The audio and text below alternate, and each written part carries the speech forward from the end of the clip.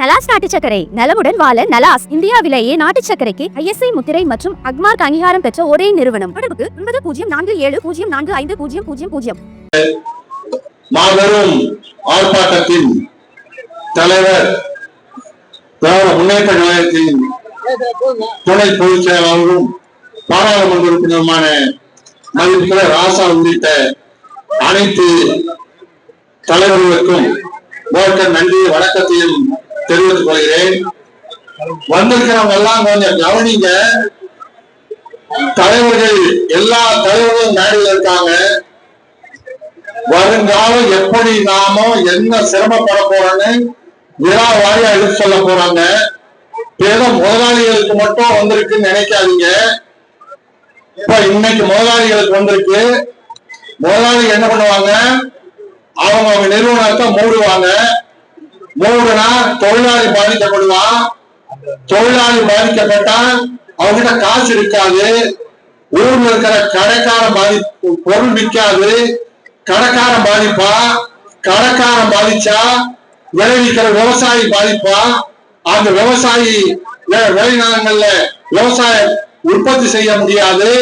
இப்படி ஒட்டுமொத்தமா இந்த பேசிட்டு இருந்த இவங்க ஒட்டுமொத்த இந்தியாவை இன்னைக்கு காவு வாங்கி இருக்குது. மோடி அரசு ஏதோ ட்ரம்ப் மேல பழைய போட்டு தப்பிக்கலான்னு பாக்குறாங்க.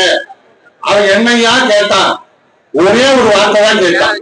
பாகிஸ்தான் இந்தியா போர் வந்தது, அந்த போரை நான் தான் நிறுத்தினேன்னு சொன்னான். அன்னைக்கு மட்டும் 6 நாள் மோடி சொல்லியிருந்தா இவ்வளவு சிரம் நமக்கு இல்லை. அவன் பிடிவாதத்தினால இப்போ அவனுக்கு என்ன ஆசை, உலகத்தில் இருக்கிற நாடுகள் எல்லாம் நான் தான் பெரியன்னு சொல்லி நோபல் பரிசு வாங்கன்னு அவன் நினைக்கிறான். அதுக்காக இந்தாலே அமெரிக்காவில் அருமையா நேற்றுக்கு நம்ம இந்தியா எப்படி பாதிக்கப்படுதுன்னு அமெரிக்காக்காரன் நேற்று அமெரிக்காவுடைய வர்த்தகத்துறை செயலாளர் பீட்டர் நார்வே என்ற அந்த அதிகாரி தெளிவா சொல்லியிருக்காரு. இந்தியா ரஷ்யாவிலிருந்து தேவைக்கு அதிகமா கச்சா பொருளை வாங்குது. அது எல்லா கச்சா பொருள்னா பெட்ரோல் டீசலுங்க. அது இந்தியாவுக்கு மக்களுக்கு பயன்படுத்துறதுக்கல்ல. இங்க இருக்கிற பார்ப்பன முதலாளிகள் அவங்க விற்கிறதுக்காக, வெளிநாடுகள் விற்கிறதுக்காக இந்தியா வாங்குது. அதனால இந்தியா மீதும் மக்கள் மீது வரி போடுறாங்க அப்படின்னு வெளிப்படையா சொல்லியிருக்காங்க.